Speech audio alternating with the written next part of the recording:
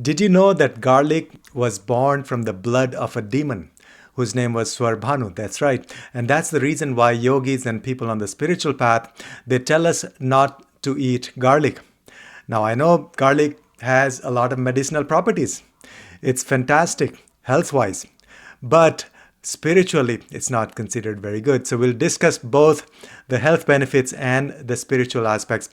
First, let's understand how garlic was born, the story of the birth of garlic. So it just so happened that the gods and demons, they were churning the ocean.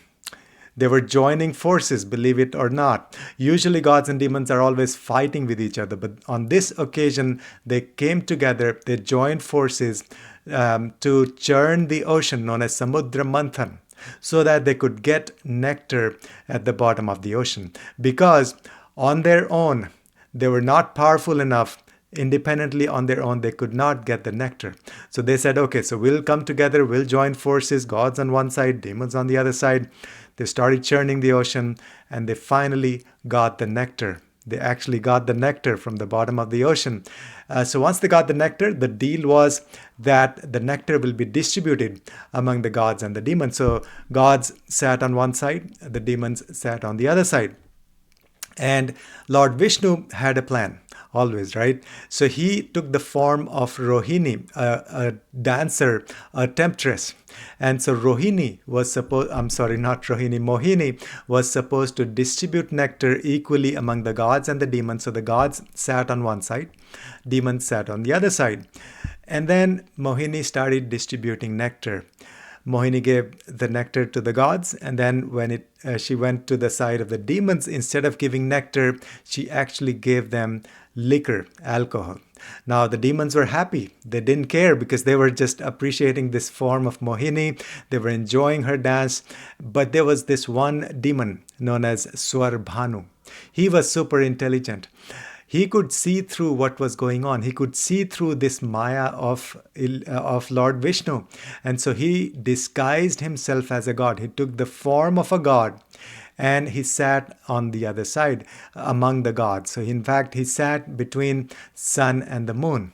So, and then Mohini actually ended up giving nectar to Swarbhanu, to this demon who was disguised as a god. So he ingested the nectar. By that time, sun and moon sitting on either side of Swarbhanu, they figured out what was going on.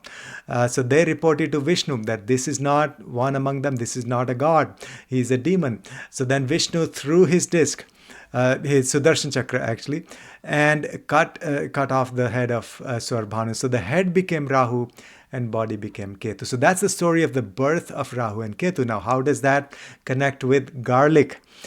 So when the head was chopped off, so when the throat was slit, a few drops of blood fell on earth. So a few drops from the head of Rahu, they fell on earth. Now wherever those drops of blood fell, that's where garlic sprung up. So garlic grew, garlic came into being because of the blood of Rahu. So that's why that's the connection between Rahu and garlic. And actually they say onions also. So garlic and onion both, they grew wherever the drops of blood from Rahu's head, they fell on earth. That's why garlic and onion, they actually carry the vibration, the tamasic vibration of Rahu. And so these are the things that the qualities that garlic, the impact of garlic. First, it can stimulate passion, like it can make us very passionate. So that's the Rajasic quality. Then it can give us illusion, that's Maya, because Rahu is illusion. Rahu is the head. It can change form, it's like a mask. And so it clouds our mind. Okay, and then it can cause us to become restless and have a lot of desires, because Rahu is unfulfilled desires. Rahu is insatiable desire. Rahu is the reason we take birth. So those are the qualities of garlic as well. And then garlic, of course, generates heat in the body. It's very pitta. Again, this Rajasic quality, pitta quality. And then it can agitate our mind.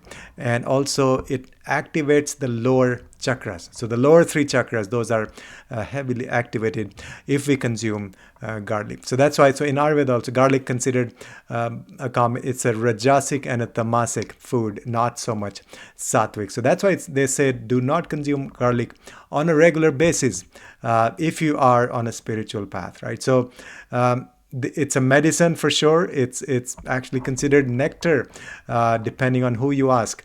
In Ayurveda, it's considered a medicine. It can. Rahu also has a lot of healing powers. Actually, Rahu can give you sudden healing powers and abilities. So it's very good on that front. And also medicinal, medically, we have seen garlic can help with your heart, improve the heart health. It's antibacterial. It helps with blood circulation, helps with digestion in the body. It helps with immunity and lots of other benefits. But not so much if you're on the spiritual path, because it will cloud your mind. And so saints and yogis, they say at least on specific days or events which are considered more auspicious and more spiritual, you should avoid eating garlic. So those are, first one, Amavasya, the new moon. The new moon, actually, there are lots of these energies that are active. So Rahu and Ketu especially. So you don't want to consume garlic, especially on Amavasya, the new moon, especially the night of the new moon. Second is Purnima. That's also a very powerful energy. Our mind is very active. Then Ekadashi, the 11th lunar day, that is very dear to Lord Vishnu.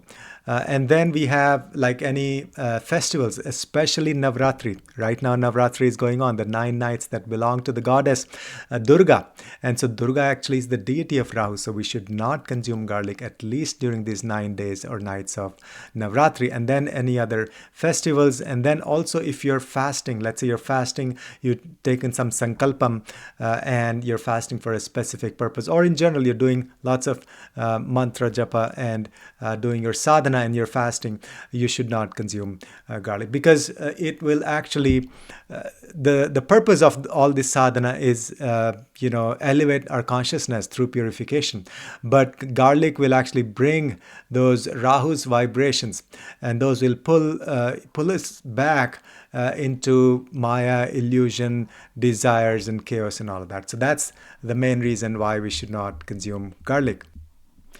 And they say garlic feeds the body but starves the soul, because soul is our sun represents our soul, Surya, Atmakaraka, and Rahu happens to be the stark enemy of Surya, the sun, because sun and moon actually sitting on either side.